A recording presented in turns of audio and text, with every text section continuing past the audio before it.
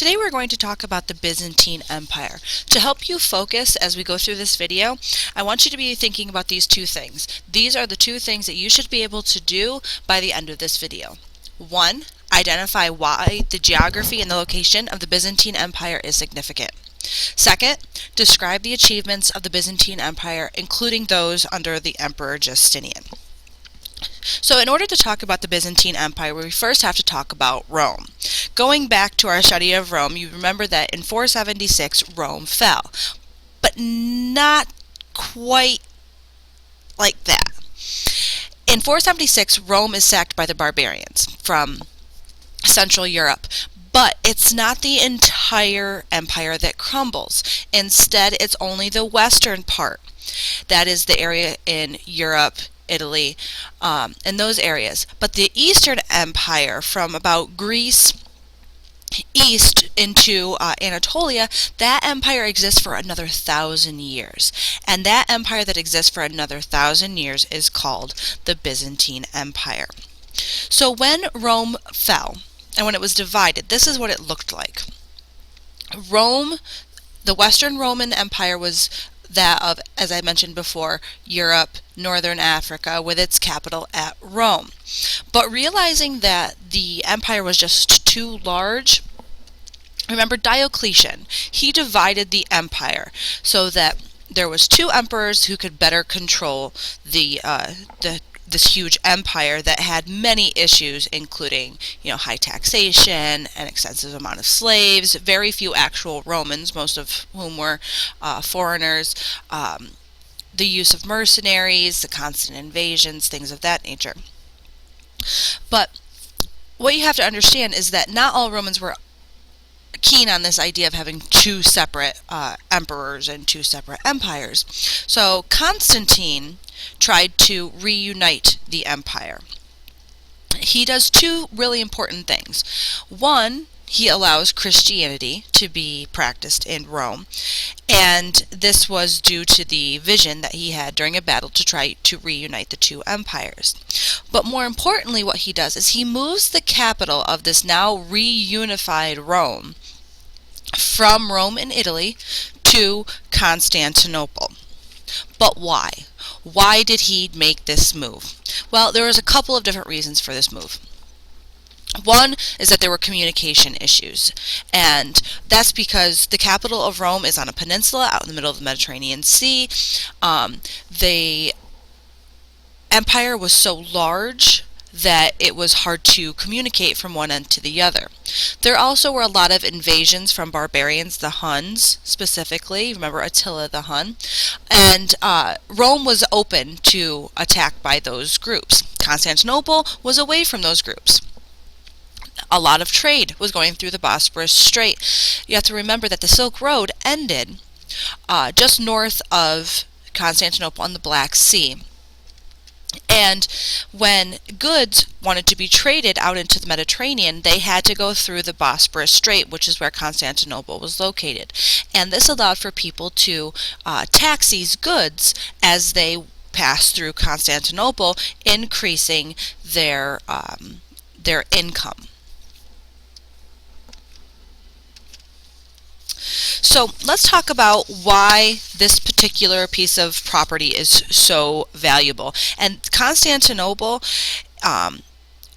is important not just during this time period, but it's going to be important throughout history. It is a very strategic key place. And a lot of it just has to do with geography. The city itself was tucked away on what was really two sides of the strait, and this provided for safe harbors for ships. It linked the Mediterranean and the Black Sea, which meant trade, which meant money. And because it was on a peninsula, and it's a very small peninsula, but it was on a peninsula, this provided for a natural defense. We'll talk later about how you have water on three sides of this peninsula, and one of the things that the emperors decided to do was to build a wall on the fourth side to keep out people, and that helped to provide defense for the city. So let's talk now about probably the most important of the Byzantine emperors, the Emperor Justinian. Justinian became emperor in 527 and was emperor for several decades. And he did a lot of really great things for the Byzantine Empire. One of the things that he was able to do is reconquer lands. And he was able to reconquer the lands that many of those Germanic tribes, the Huns, had taken over. So at its height, the Byzantine Empire was basically the same size as the old Roman Empire. If you look at the map, the extent of the empire under Justinian is outlined in red, and you'll notice that it encompasses not just Anatolia and Greece, but down into Egypt, northern Africa, Italy, and even into Spain. So let's look at some other achievements in addition to his extension of the empire. Probably one of the things that shows up most on Regents exams and tests is the Justinian Code. The Justinian Code was a law code that was put together by Justinian.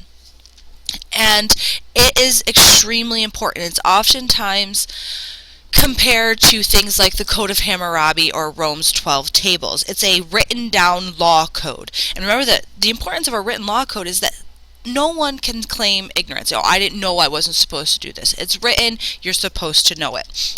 There are 4 basic parts to Justinian's law code.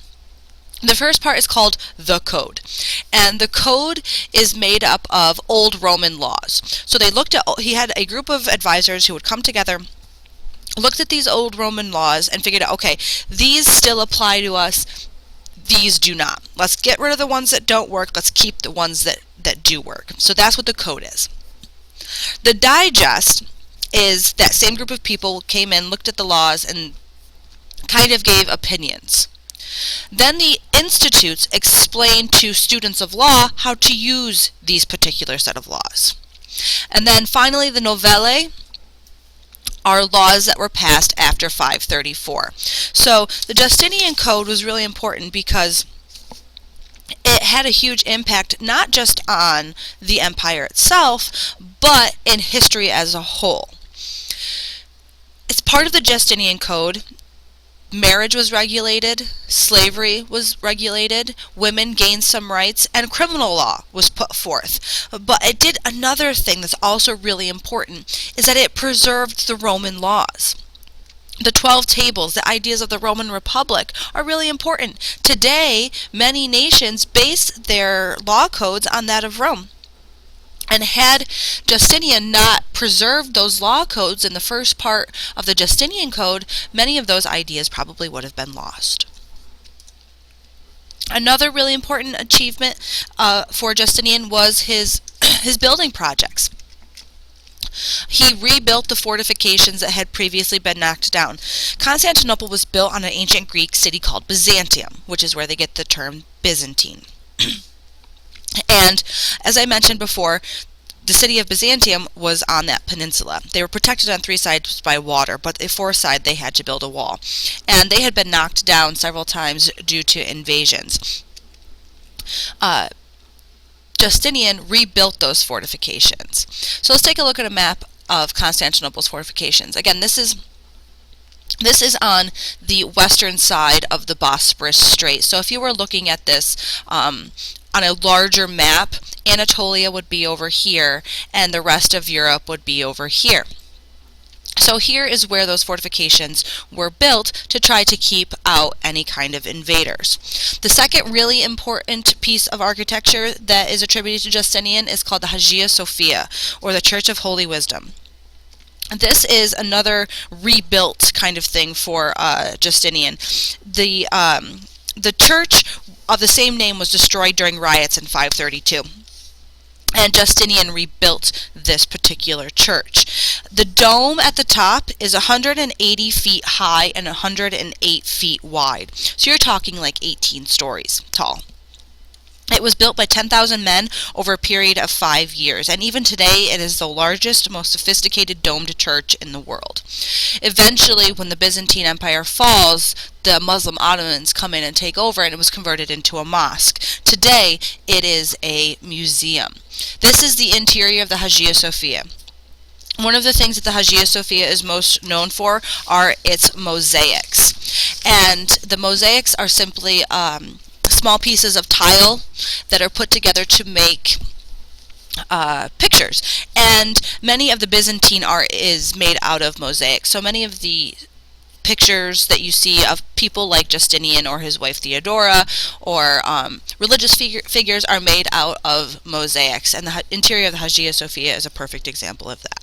So speaking of the Empress Theodora, and there's a picture of one of those mosaics, the Empress Theodora was Justinian's wife. And initially she was an actress, which was considered to be one of the lowest, most disregarded kind of professions. But Justinian saw her perform and decided he wanted to marry her.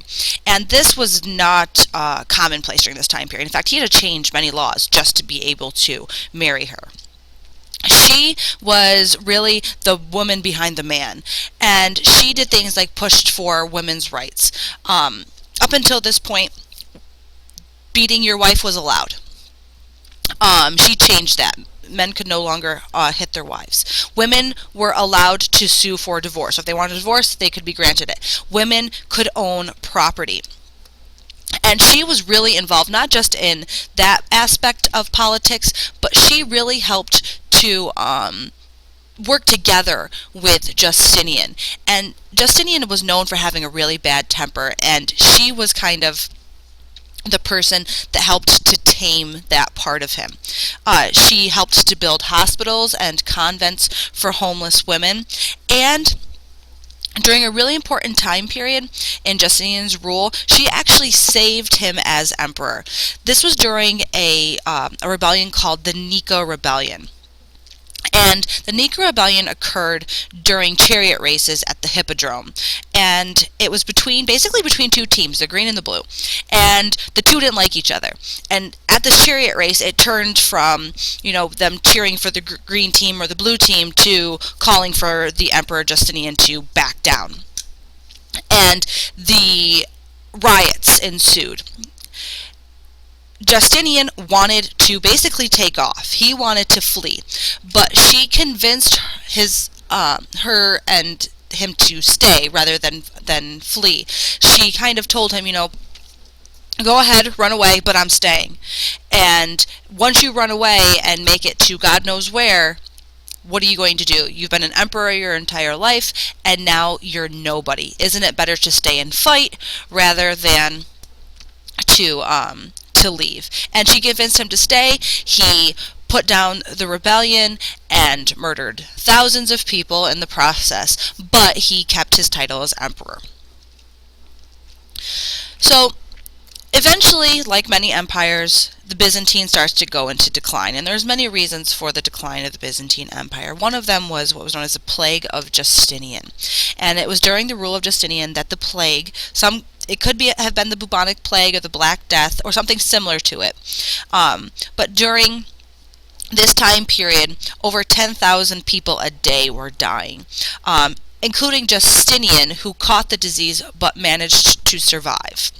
The effect of this plague: there's less people to defend this growing empire. Then in 565, Justinian died, and there really wasn't a strong leader to come in and take over after that. With weaker rulers, enemies started to invade. You had people from basically all the way around the Byzantine Empire constantly attacking at its outskirts. And finally, in 1071, the Muslim Turks invaded the Byzantine Empire. This begins the series of crusades that are going to go on for basically the next couple hundred years. The Byzantine Empire would last for another about 400 years, but it would go from looking like this, and both colors together was the empire at its height, to looking like this, just the area in that darker peach color.